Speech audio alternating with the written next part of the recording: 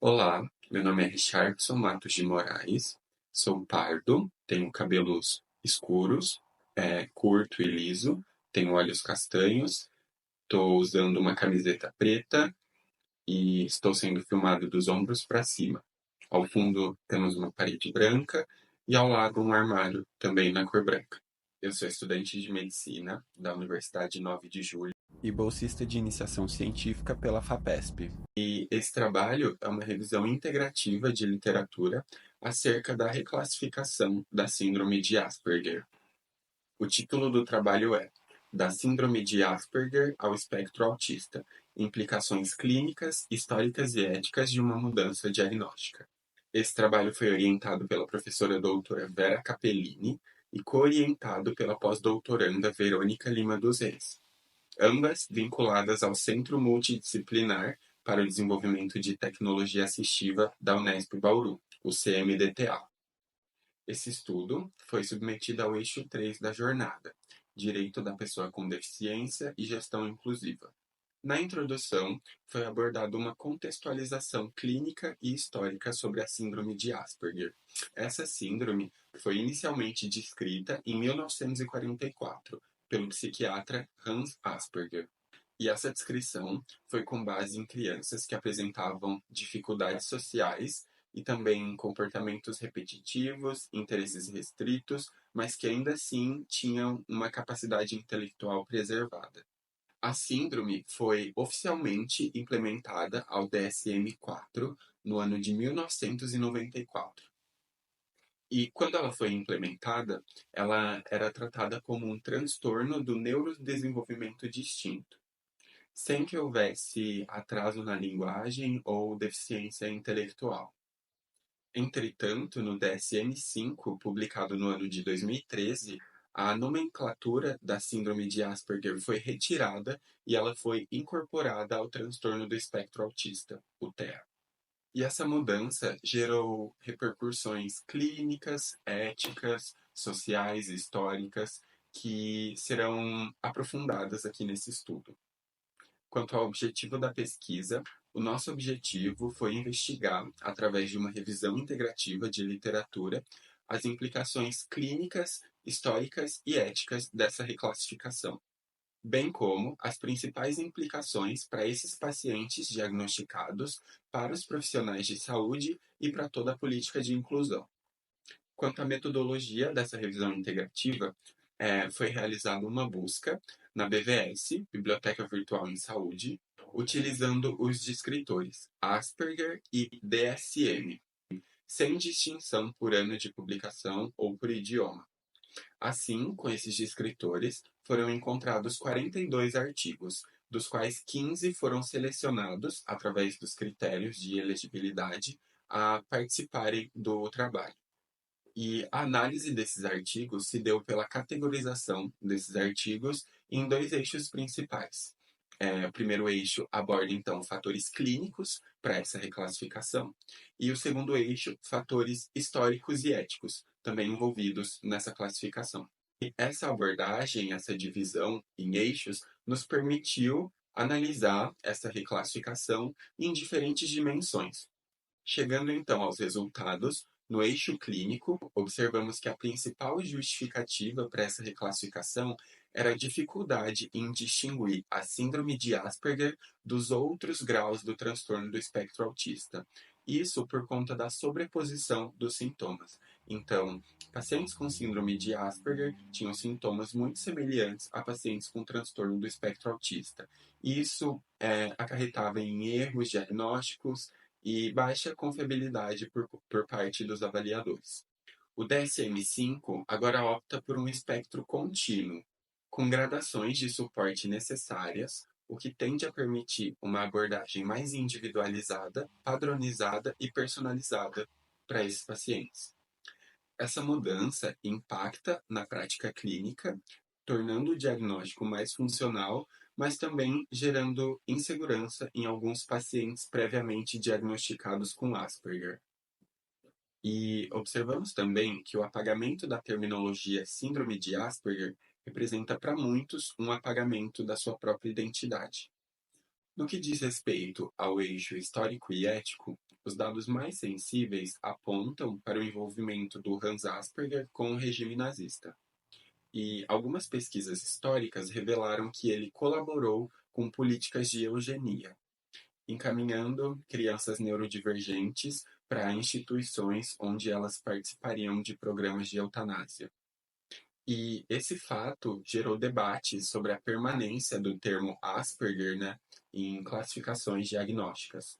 E muitos autores e revistas defendem que a ciência deve sim ser eticamente responsável ao dar nome a essas síndromes, e que o reconhecimento dessas conexões históricas é fundamental para uma medicina mais humanizada. Por outro lado, parte da comunidade autista valoriza essa nomenclatura anterior como parte de uma identidade, o que nos leva a refletir sobre os efeitos sociais dessas classificações e reclassificações diagnósticas. Então, a reclassificação da síndrome de Asperger, embora seja justificável cientificamente, está imersa a várias questões éticas e sociais complexas. E o nosso estudo mostra que decisões técnicas acerca da saúde mental têm impactos profundos sobre pertencimento, identidade e inclusão. E é fundamental que esse diagnóstico seja mais do que um rótulo. Eles sirvam à promoção de autonomia, respeito e diversidade. Esperamos que esse trabalho contribua para uma prática clínica mais ética e responsável. Agradeço a organização da jornada e as minhas orientadoras pela oportunidade. E em casos de dúvidas ou interesse no trabalho completo, eu estou à disposição através desse e-mail que vai aparecer aqui, mas é richardsonmorais@uninove.edu.br. Muito obrigado.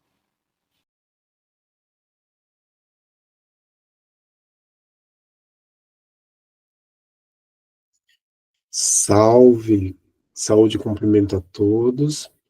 Apresento para vocês o trabalho Transtorno do Espectro Autista, a qualidade dos diagnósticos médicos no encaminhamento para atendimento especializado. Sou Derlei Alberto Andriota, fiz esse trabalho em conjunto com a professora doutora Maria de Fátima Belancieri, qual me orientou na pós-graduação em Educação Especial na Perspectiva Inclusiva, na ênfase de TEA e TGD, pela Unesp de Bauru. Sou psicólogo da educação da rede pública do município de Itu, responsável pelo programa de altas habilidades e superdotação, possuo dupla condição, sou identificado com altas habilidades e superdotação e também com transtornos de desenvolvimento da linguagem e comunicação social pragmática. Trabalho no Núcleo de Atendimento Pedagógico Especializado, UNAP, onde fiz essa pesquisa também, e nós percebemos muitas que dessas crianças apresentam dificuldades em algumas etapas de ensino e de aprendizagem e demandam uma atenção especial. Assim, nós buscamos um processo de inclusão acolhedor, ou seja, uma educação especial na perspectiva inclusiva para garantir a escolarização e a socialização de todas as nossas crianças. O objetivo geral desse trabalho foi realizar um levantamento do arquivo de processo do Núcleo de Atendimento Pedagógico Especializado de crianças com deficiências encaminhadas ao núcleo e avaliar a qualidade dos laudos médicos fornecidos, além de identificar as principais lacunas de informações contidas nos diagnósticos. O objetivo específico foi identificar a frequência com que os laudos detalham os critérios específicos da deficiência conforme os manuais diagnósticos CID-10, CID-11 e o DSM-5, verificar a clareza das recomendações de tratamento e especificação dos níveis de suporte necessário quando aplicado, nível 1, 2 e 3, compreender o uso das terminologias, tanto na legislação como no diagnóstico, nos manuais referenciais e no atendimento especializado. A justificativa. Esse estudo é necessário devido à grande lacuna na qualidade e na clareza dos diagnósticos médicos de criança com transtornos do espectro autista, TEA, atendidas no nosso núcleo, a confusão surge exatamente na hora de classificar e identificar os critérios específicos da patologia de TEA, pois os profissionais fazem uso de 2 manuais de diagnósticos, tanto o CID-10 quanto o CID-11, e também do DSM-5, que são distintos, tanto em sua elaboração quanto nas suas abordagens teóricas e nos contextos culturais e conceituais. Essa metodologia usou análise documental, leitura analítica, nós também fizemos um mapeamento e fizemos processos de abordagem, como revisão de literatura, a construção e a significação de termos, para entender como foi a evolução da palavra deficiente e inclusão através não só desse processo, mas como no final dos últimos séculos e nas décadas. Lógico que a gente não vai falar tudo aqui, porque nós só temos 7 minutos, tá? Mas é importante entender que alguns termos, né, vai ter muita ligação com o nosso período da ditadura militar. Se você quiser saber mais, se não foi ainda, vai ser. Eu vou falar disso 8 horas da manhã da quinta-feira, no dia 3. Então, participe dessa formação que vocês vão gostar. E aí eu vou comentar um pouquinho da produção da excepcionabilidade, tá bom? Participando numa tarde de primavera, é a casa de uma pessoa que era responsável pelo campo de Auschwitz. E essa casa que está atrás é o campo de Auschwitz, onde não só os judeus, mas também os deficientes ali estavam. E do lado direito, nesse campo mais pobérrimo, está um campo, Crip Camp, onde ficavam os deficientes. E aí nós temos que entender que a deficiência, ela não só é ética, mas também é estética, porque quando nós trazemos isso para a realidade brasileira, nós vemos que o Carandiru e o DOP estão bem próximo do centro, e outras instituições que cuidavam da deficiência, ou tanto da deficiência da saúde mental quanto física, estão longe, né, bem afastada. E nós percebemos que a nossa documentação, ela passa por isso, porque a nossa inclusão, ela é estética, tanto nas questões físicas e geográficas, mas também como nas documentais.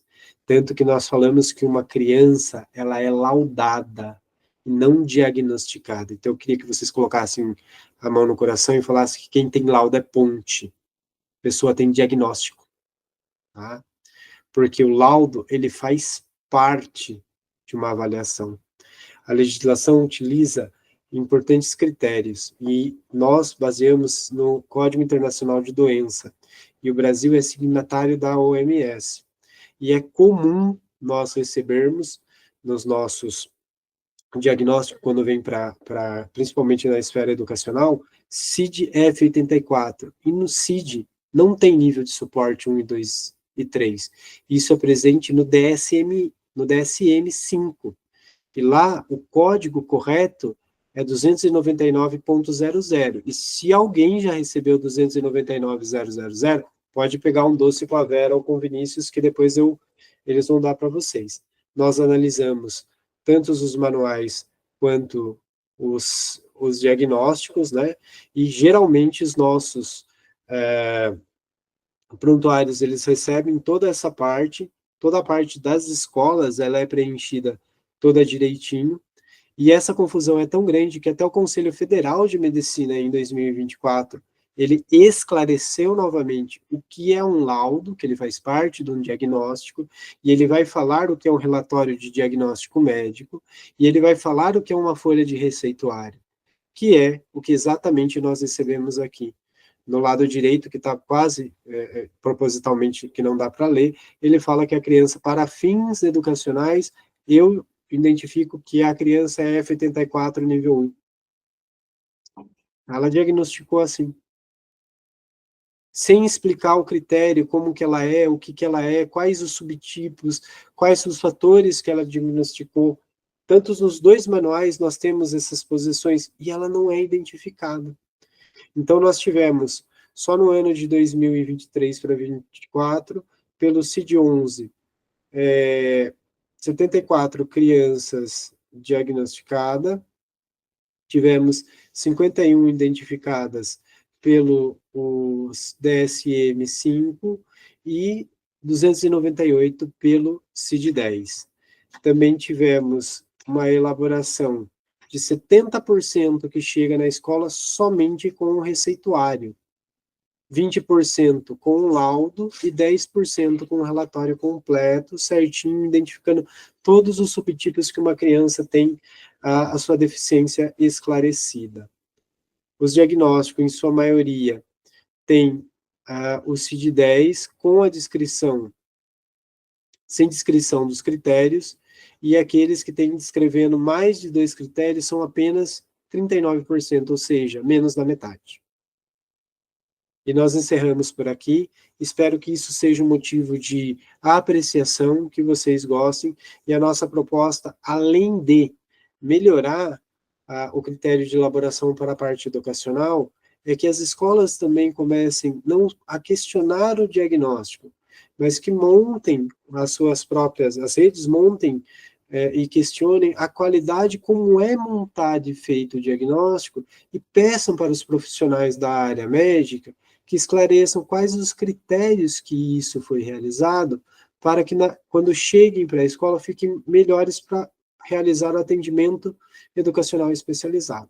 Até mais.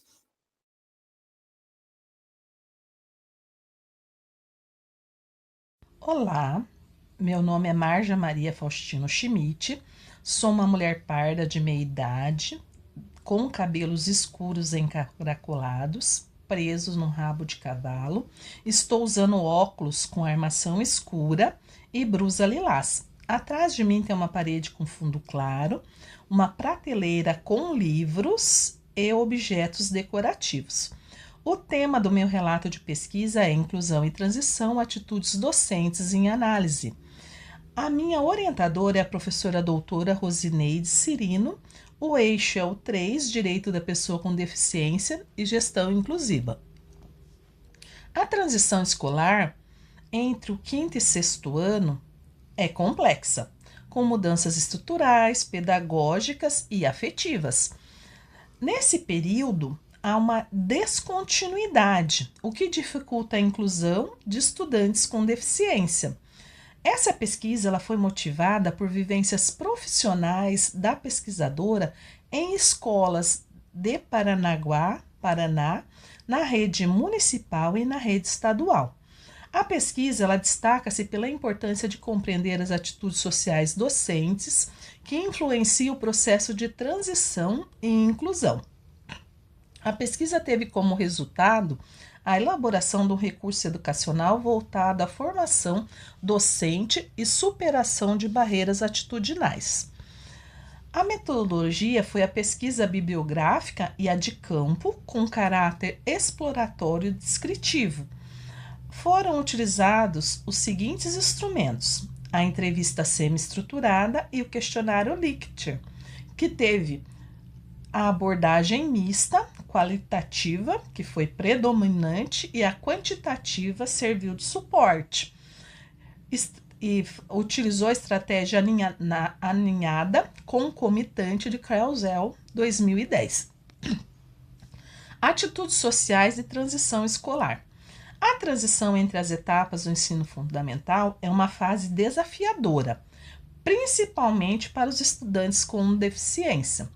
As atitudes docentes, elas são fundamentais nesse processo, podendo tanto atuar como um apoio ou uma barreira à inclusão.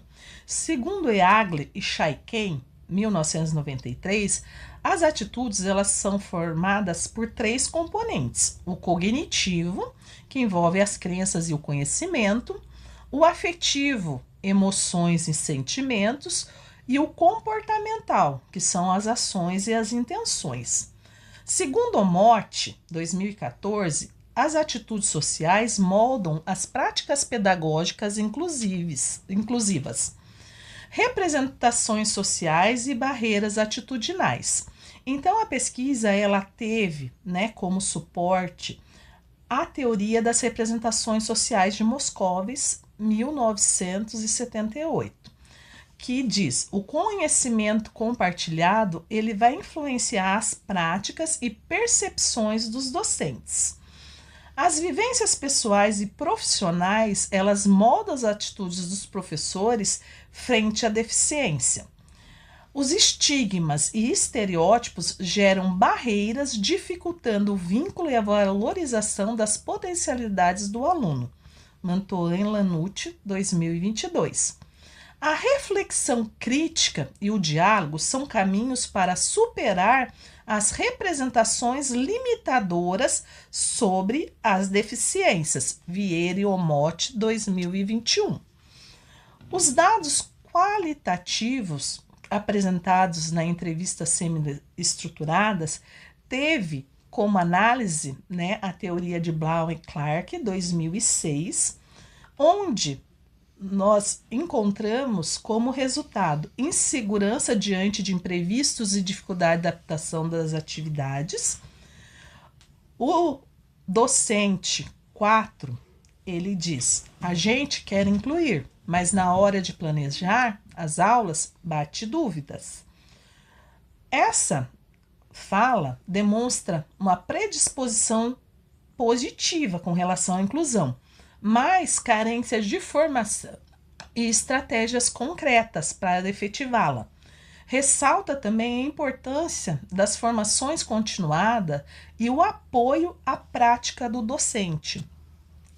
Já os dados quantitativos encontrados na escala Likert, eles focaram no eixo comportamental dessas atitudes, onde foi apresentado que 33% dos docentes concordam plenamente com a adoção de estratégias diferenciadas para garantir a participação efetiva dos estudantes com deficiência. Isso nos apresenta uma discrepância entre um discurso favorável e a prática efetiva da inclusão. E isso revela fragilidade nas ações pedagógicas inclusivas. Nas nossas considerações finais, nós observamos que há uma lacuna entre o que se pensa, sente e o que se realiza na prática inclusiva. No eixo comportamental das atitudes docentes, apresenta fragilidades. E, um instrumento para superar essas fragilidades é a formação continuada, que contribui para a reflexão e troca de experiências, o que resultou na produção de um e-book. As práticas inclusivas, elas exigem conhecimento técnico e espaços coletivos de escuta e transformação.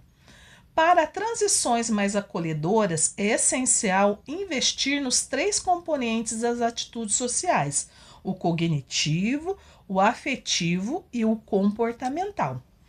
As nossas referências.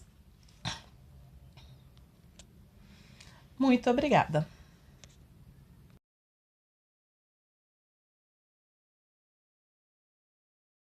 Olá, pessoal.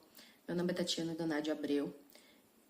Sou engenheira civil formada. Estou atualmente mestranda em curso de formação de gestores educacionais da Unicid. Vou fazer minha autodescrição. Sou uma mulher de 1,56 m de altura, estou sentada com uma camiseta verde escura, com o cabelo, meu cabelo é preto e os olhos castanhos, está preso com um coque e no fundo temos um armário de cor bege.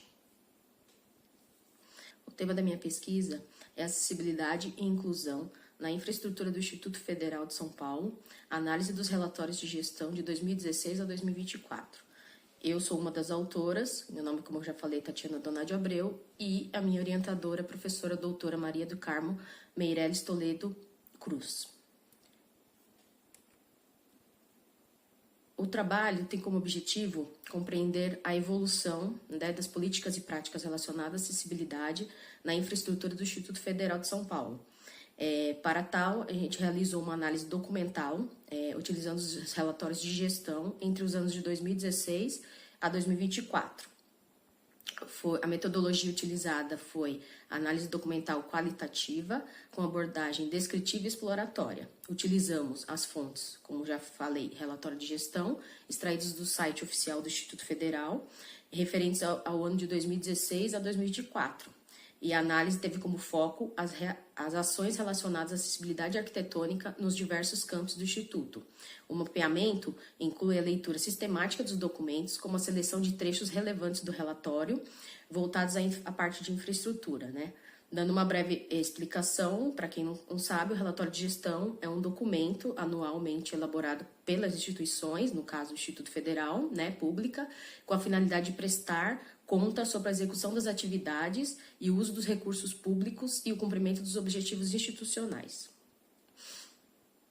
A fundamentação teórica é fundamentada em 3 pilares: a Lei 10.098 de 2000, a Lei Brasileira de Inclusão 13.146 de 2015 e o Decreto 5.296 de 2004.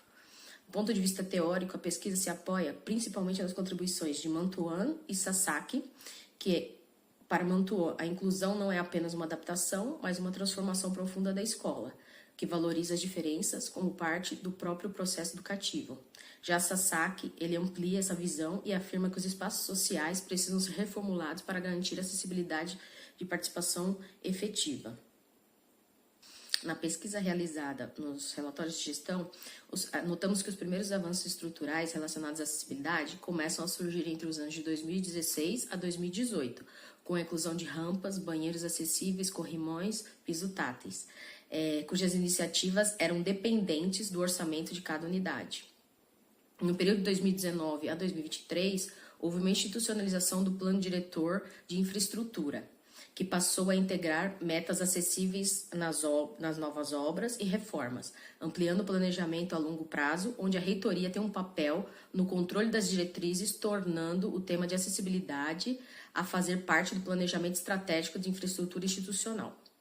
Em avanços mais recentes, notamos que nos anos de 2022 a 2024, mostram melhorias nos espaços coletivos, um maior controle da instituição sobre os projetos de acessibilidade e a inclusão de critérios de acessibilidade nos editais das obras, tendo como destaque o aumento de índice de transparência, gestão democrática e participativa, que avalia, entre outros aspectos, a transparência na política de inclusão, que subiu de 2022, que era 40%, para 47,6% em 2024.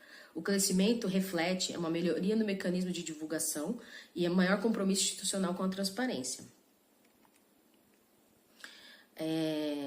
Notamos também que em relatórios anteriores ao período selecionado, não havia informações claras e acessíveis sobre as condições de acessibilidade física nos campos do Instituto, o que comprometia a visibilidade, o monitoramento das ações voltadas à inclusão. Os dados revelam avanços pontuais na eliminação das barreiras arquitetônicas nos diversos campos, especialmente após 2019. Contudo, apresentam grandes desafios na implantação de políticas de acessibilidade e inclusão. A análise dos relatórios de gestão do Instituto Federal revela um compromisso institucional crescente com a inclusão, evidenciando por melhorias na infraestrutura e pela transição de ações pontuais para o planejamento estratégico mais estruturado, exigindo continuidade, investimento e acompanhamento permanente.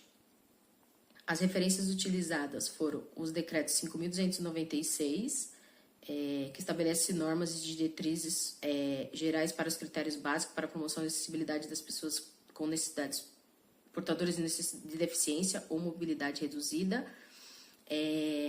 os relatórios de gestão do Instituto Federal, desde 2016 até 2024, a Lei 10.098, que estabelece as normas e critérios básicos para a promoção da acessibilidade de pessoas portadoras de deficiência ou com mobilidade reduzida, e a Lei 13.146, que institui a Lei Brasileira de Inclusão da Pessoa com Deficiência, além de Mantuan, que do livro Inclusão Escolar, o que é, por quê, como fazer, né?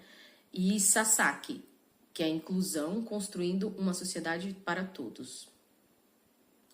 Muito obrigada.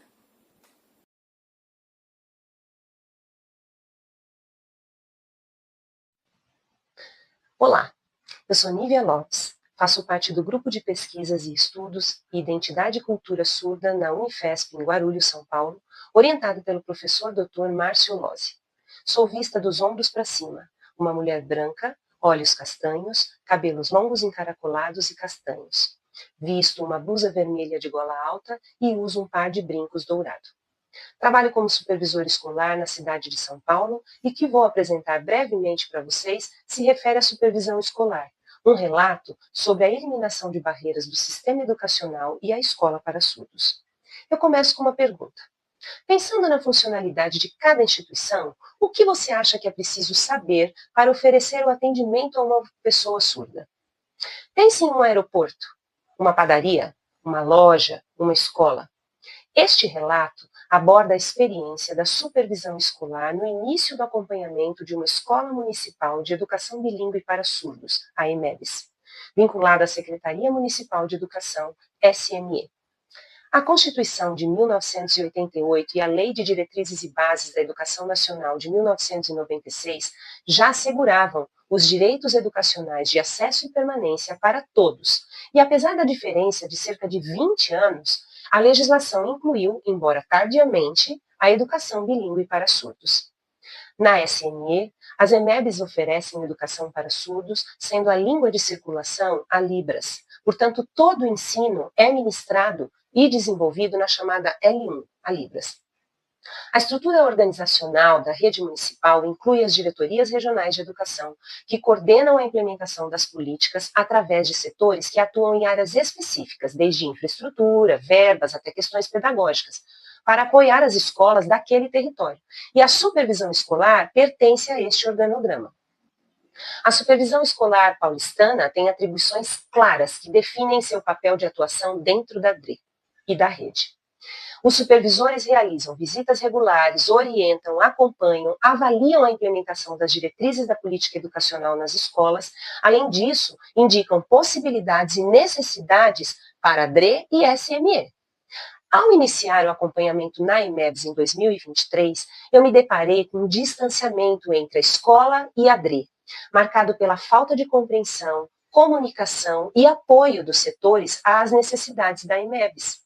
E isso revelava um desconhecimento sobre a organização da escola, desde o uso de terminologias inadequadas ou equivocadas, até a ausência de formação adequada para a equipe pedagógica, deixando assim a escola apartada e, portanto, fragilizada quanto ao atendimento ofertado. Este cenário é reflexo da relação ou não relação estabelecida historicamente com os surdos na sociedade, por vezes apartado e invisibilizado. A história da educação de surdos apresenta um percurso de luta pelo reconhecimento existencial de um indivíduo que tem suas peculiaridades, é capaz e deve ser respeitado nos seus direitos. É importante conhecer essa história, pois ela nos aponta para a realidade sobre a organização atual da educação para surdos. Essa falta de comunicação é a principal questão do surdo com a sociedade, representado também como a questão central da relação estabelecida aqui entre a escola e a DRE, e não é por coincidência. Era, então, o primeiro entrave para com o meu trabalho na EMEBS. Constatamos uma necessidade urgente: dar visibilidade à escola dentro da DRE e fazer conhecida as especificidades. A comunicação era uma barreira a ser eliminada e o ponto de partida do meu trabalho. Como nos ensina Paulo Freire, não há criatividade sem riscos. Então, como metodologia, começamos a apresentar a EMEBS provocando o olhar para a escola através de diálogos e tratativas junto aos setores da DRE. Nós acreditamos que a mediação, ou elo semiótico proposto por Vygotsky, é o que proporciona a construção e transformação de conhecimentos, interação social e mudança de comportamento frente ao objeto. É através da comunicação que nascem as conexões, as relações, as trocas de experiências e as possibilidades de aprendizagem.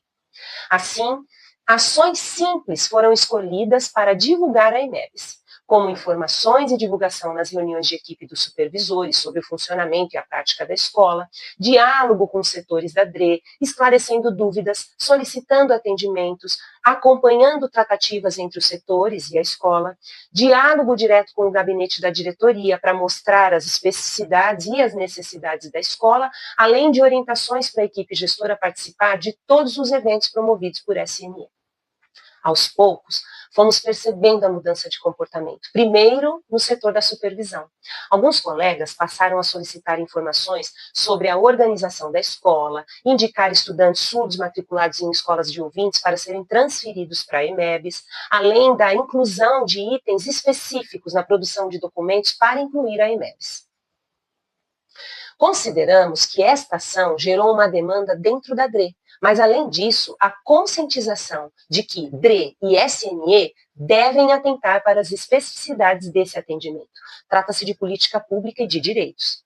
Finalizamos o período letivo de 2023 com uma visita dos estudantes na DRE e o convite para a apresentação da escola no início do ano seguinte para todos os diretores do território. Os impactos da ação supervisora para dar visibilidade à EMEBs mostraram suas potencialidades e suas fragilidades, e abriu um percurso, ainda inicial, para diálogo e alinhamento de ações que deem suporte necessário e direcionado à EMEBs. A visibilidade da escola foi fundamental para abrir diálogos sobre a organização administrativa e, sobretudo, pedagógica, que impacta diretamente no acolhimento, no atendimento e na qualidade da educação para surdos. Finalizamos com Paulo Freire. É fundamental diminuir a distância entre o que se diz e o que se faz, de tal forma que, num dado momento, a tua fala seja a tua prática. Obrigada.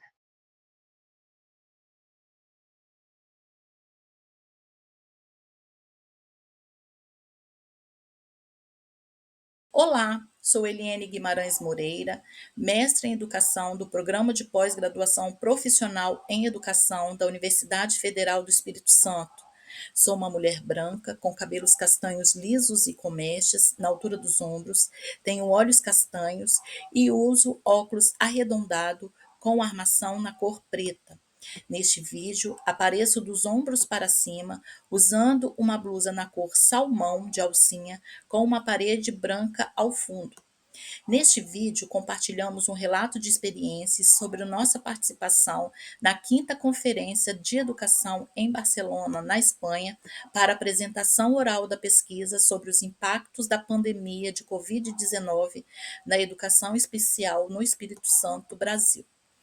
Todos os slides desta apresentação possuem o fundo na cor preta, a fonte na cor amarela e a partir do segundo slide temos o título sendo apresentado na parte superior dentro de um retângulo amarelo com a fonte na cor preta. Neste primeiro slide temos a logo do Programa do Pós-Graduação em Educação, a logo da Universidade Federal do Espírito Santo e na parte superior direita temos a logo da FAPES, Fundação de Amparo à Pesquisa e Inovação do Espírito Santo. O título chama-se Mapeamento dos casos de Covid no Espírito Santo, um olhar sobre os estudantes públicos da educação especial. O eixo temático é o de número 3, Direito da Pessoa com Deficiência e Gestão Inclusiva, tendo como autores Douglas Christian Ferrari de Mello, Eliane Guimarães Moreira, Gabriela Roncati Ferreira de Souza. Esta pesquisa integra o projeto Educação e Saúde no Espírito Santo, desenvolvido pelo grupo Covid-19 da UFES, com financiamento da FAPES, Fundação de Amparo à Pesquisa e Inovação no Espírito Santo. Entre os anos de 2020 a 2022, buscamos mapear os desafios enfrentados por estudantes com deficiência durante a pandemia, especialmente quanto ao direito à educação. O nosso referencial teórico está amparado na Geografia da Deficiência, do INRI e Edward, Estudos sobre Desigualdades Territoriais, Catão, Mello e outros, políticas públicas e documentos oficiais foram analisados. A geografia da deficiência foi um eixo central do nosso estudo, pois nos ajudou a analisar como o território e a exclusão se conectam. Estudamos artigos, dissertações e políticas públicas implementadas no Espírito Santo, especialmente dados sobre perfil epidemiológico, raça, gênero e escolaridade dos estudantes com deficiência durante a pandemia. A metodologia utilizada na pesquisa é qualitativa e descritiva. Foram feitas análises de dados epidemiológicos e escolares, revisão de literatura e documentos oficiais, e também teve a participação internacional na BCE 2024. A pesquisa foi qualitativa com análise de dados de saúde e educação, documentos oficiais e revisão bibliográfica. O estudo também envolveu uma etapa de internacionalização com nossa participação na BCE 2024, o que ampliou nossas compreensões sobre inclusão em contextos de crise. Os dados revelaram que a pandemia aprofundou desigualdades educacionais. Verificamos que os estudantes com deficiência enfrentaram muitos desafios: exclusão digital, dificuldades de comunicação com a escola e invisibilidade nas políticas emergenciais. Essas barreiras mostraram o quanto é urgente pensarmos em ações mais inclusivas e estruturais. Em novembro de 2024, apresentamos esse trabalho na 5ª Conferência de Barcelona sobre Educação. A exposição foi feita em inglês pelo professor Douglas, com o uso de slides acessíveis. O espaço de debate foi muito rico, tivemos contatos com pesquisadores de várias partes do mundo e compartilhamos vivências sobre os desafios da inclusão escolar em contextos de pandemia. Essa troca internacional fortaleceu nossa pesquisa e trouxe novos olhares sobre o que enfrentamos no Espírito Santo. A pandemia evidenciou que precisamos de políticas públicas mais flexíveis, sensíveis a diversidades e comprometidas com a inclusão. A participação na BCE foi um momento de escuta, aprendizado e diálogo coletivo. Agradecemos por compartilhar essa apresentação e esperamos que ela contribua para reflexões e práticas justas na educação. Muito obrigada.